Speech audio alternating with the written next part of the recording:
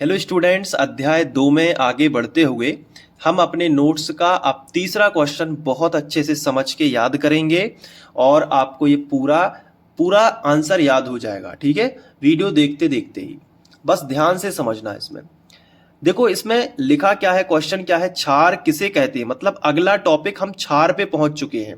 इसके पहले के 2 क्वेश्चन मैंने करवा दिए हैं जिसमें मैंने अम्ल के बारे में आपको समझाया है। अम्ल के उदाहरण क्या होते हैं, अम्ल की परिभाषा क्या होती है और साथ में अम्ल के गुण क्या होते हैं। तो 2 क्वेश्चन में वो कवर हो गए हैं। प्लेलिस्ट डिस्क्रिप्शन में लिंक है प्लेलिस्ट की, तो आप जाके देख सकते हो। अब तीसरे क्वेश्चन पे हम पहुंच चुके हैं और अब हम याद करने वाले हैं क्षार के बारे में अच्छे समझ के। तो क्षार क्या होते हैं। सबसे पहले तो आपको जो क्षार है इसको इंग्लिश में क्या बोलते हैं वो पता होना चाहिए। तो क्षार को हम इंग्लिश में बोलते हैं बेस, BASE, बेस। बेस मतलब क्या होता है, क्षार होता है। अब कैसे पता करें कि कोई पदार्थ क्षार है। तो पहला तरीका है स्वाद लेके। जब हम उनको चखते हैं तो वो हमें कड़वे लगते हैं। जैसे करेला होता है ना, कड़वा लगता है ना, वैसे ही क्षार कैसे होते हैं, कड़वे होते हैं। या इसके लिए एक शब्द और उपयोग कर सकते हैं, कैसेले होते हैं, कड़वे कैसेले। तो ज्यादातर हम कड़वा जो है शब्द इस्तेमाल करते हैं कि ऐसे पदार्थ जो स्वाद में कड़वे होते हैं उन्हें हम क्षार कहते हैं। तो एक तरीका तो ये हो गया क्षार की डेफिनेशन बोलने का। और एक तरीका मैंने आपको अम्ल में बताया था। ये देखिए, ये पीएच स्केल मैंने आपको बताया था। तो इस पीएच स्केल में जिन पदार्थों का कोई स्वाद नहीं होता है उनका पीएच कितना होता है, 7 होता है। और उन पदार्थों को हम उदासीन कहते हैं जिनका कोई स्वाद ही नहीं है। और जो पदार्थ स्वाद में खट्टे होते हैं वो इस तरफ रखे गए हैं, मतलब उनका पीएच मान 7 से कम ही होगा। और जो पदार्थ स्वाद में कड़वे होंगे उनका पीएच मान 7 से अधिक ही होगा, वो इस तरफ रखे गए हैं। तो यहां पे एक परिभाषा और बन जाएगी क्षार की कि ऐसे पदार्थ जिनका पीएच मान 7 से कैसा हो, अधिक हो। 7 से कम क्या होता है, अम्ल होता है ना। तो 7 से अधिक क्या हो जाएगा, क्षार हो जाएगा। तो यहां पे हम वही लिखेंगे कि जिनका पीएच जो मान होता है वो कैसा होता है, 7 से अधिक होता है। तो एक डेफिनेशन तो यहां पे अपन को ये याद हो गई। और एक तो ये हो गई कि ऐसे पदार्थ जो स्वाद में कड़वे होते हैं और जिनका पीएच मान 7 से अधिक होता है क्षार कहलाते हैं। अब जैसे कुछ एग्जाम्पल हमें देना पड़ेगा तभी तो आप उसको गैस कर पाओगे कि ये क्षार है। तो इसका पहला उदाहरण है NaOH, सोडियम हाइड्रोक्साइड। ये क्या है, एक क्षार है। और आपको एक ट्रिक भी बता देता हूं कि जिनके पीछे OH लगा हो 90% केस में वो क्षार ही होते हैं। तो NaOH, इसका नाम क्या है, रासायनिक नाम सोडियम हाइड्रोक्साइड। एक और है पोटेशियम हाइड्रोक्साइड, KOH, इसके पीछे भी OH लगा है। तो ये भी क्या है, क्षार है। और भी हैं जैसे कैल्शियम हाइड्रोक्साइड, ये देखो आप, ये भी क्या है, क्षार है। और एक और है जैसे अमोनियम हाइड्रोक्साइड। ढेर सारे एग्जाम्पल है, मैंने 4 ले लिए। ये अमोनियम हाइड्रोक्साइड है, ये कैल्शियम हाइड्रोक्साइड है। तो ये सभी क्या है, क्षार हैं। इन सभी में आप देखो एक चीज कॉमन है, OH OH OH OH। जैसे अम्लों में क्या कॉमन था, अम्ल में कॉमन था H+, यानी उसमें H होता था। जैसे HCl या CH3COOH, तो इसमें देखो H यहां पे था और H यहां पे था। तो इसमें H कॉमन होता था अम्लों में, लेकिन क्षारों में क्या है, OH। तो जैसे मान लो कि एक बाल्टी पानी भरा हुआ है, बहुत ध्यान से समझना। जैसे एक बीकर में हम कुछ पानी ले लेते हैं, ये हमने पानी ले लिया।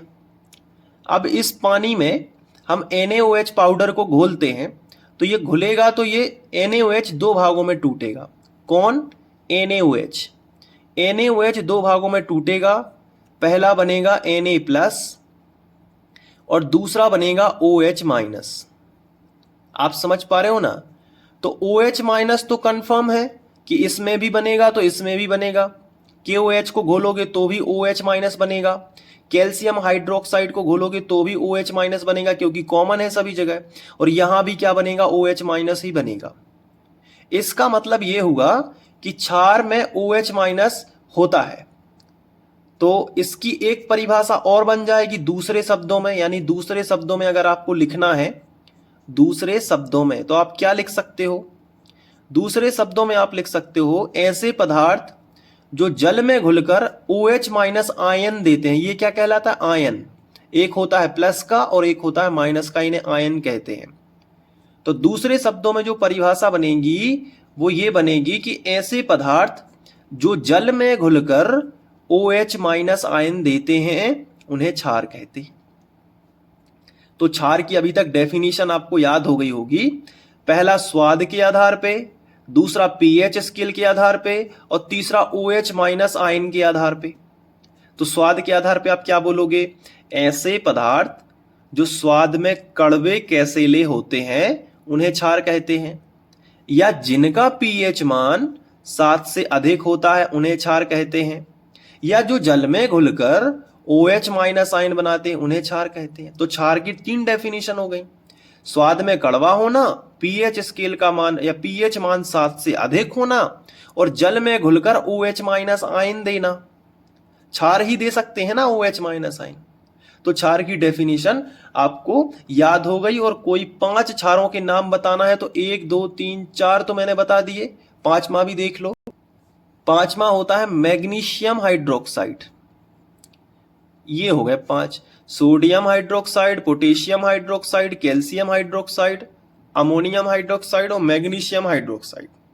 तो क्षार के 5 उदाहरण और क्षार की परिभाषा हो गई। अब आपकी बारी है, क्या आप बोल पाओगे क्षार की परिभाषा? नोट्स का मत देखो, अभी यहां देखो। अगर आपको समझ आ गया है ना तो आपको मैं ये उठा दूंगा कागज, तो वही सब लिखा है। तो देखो क्षार की परिभाषा क्या है, ऐसे पदार्थ जो स्वाद में कड़वे होते हैं, बिल्कुल सही, 10 मिनट में याद हो जाएगा पूरा। ऐसे पदार्थ जो स्वाद में कड़वे होते हैं, जिनका pH मान 7 से अधिक होता है, जिनका pH मान कैसा होता है, 7 से अधिक होता है, और दूसरे शब्दों में जो जल में घुलकर OH माइनस आयन देते हैं, क्षार कहलाते हैं ना। तो चलो ये अब परिभाषा आपको याद हो जाएगी। तो ऐसे पदार्थ जो स्वाद में कड़वे या तीखे, वही चीज है कैसेले, तथा इनका pH मान 7 से अधिक होता है। तो ये भी याद हो गया। दूसरे शब्दों में भी याद हो जाएगा कि ऐसे पदार्थ जो जल में घुलकर OH माइनस आयन देते हैं या एकाकी इलेक्ट्रॉन युग्म दान करते हैं। तो ये छोड़ देना, आप OH माइनस बस याद कर लोगे तो भी चल जाएगा, उन्हें क्षार कहते हैं। अब ये डिटेलिंग करनी पड़ेगी तो अभी इसकी जरूरत नहीं है, आप इतना ही लिख लो तो भी चल जाएगा। क्षार के 5 नाम ये देखो, NaOH, NH3, KOH। तो इसमें तो ढेर सारे हैं, आप 5 लिख लेना, एक छोड़ देना है अमोनिया का, बाकी तो मैंने बता ही दिए हैं। तो ये क्षार किसे कहते हैं, ये क्वेश्चन हो गया कंप्लीट। अब आपको आसानी से याद हो जाएगा, बहुत कुछ इसमें मैंने समझा दिया है। हर एक क्वेश्चन की डीपली डिटेलिंग कर रहे हैं, तो इससे क्या होगा कि आपको जो है हर एक क्वेश्चन याद होगा। ऐसा नहीं होगा कि इकट्ठा पढ़ा दें तो कुछ कुछ बीच में छोड़ दें, ऐसा नहीं है। हर एक क्वेश्चन को समझा रहा हूँ, और सारे क्वेश्चन के जो समझाने का एक ट्रिक है, लॉजिक है, जिससे आपको याद हो रहा है, वो सब प्लेलिस्ट में मिलेगा। तो और अगर आप ये प्रीमियम कंटेंट नोट्स लेना चाहते हो तो इसके लिए आप मुझे इस नंबर पे मैसेज करो। व्हाट्सएप नंबर है 9131471072।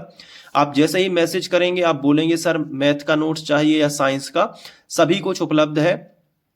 और इसका मिनिमम प्राइस है मात्र 100 रुपये। तो 100 रुपये कुछ भी नहीं होते, कंप्लीट साइंस का इतना अच्छा नोट्स आपको मिल जाएगा। और बड़ी बात तो यह है कि इसी पर आधारित आपको जो है वीडियोस भी मिल रहे हैं प्लेलिस्ट के थ्रू। तो इससे बढ़िया क्या हो सकता है। तो चलिए फिर मिलते हैं नेक्स्ट वीडियो में। प्लेलिस्ट की लिंक यहाँ पे है एंड स्क्रीन पे, तो क्लिक करके जरूर जाओ और देखो और क्रम से अध्ययन करो। Thank you.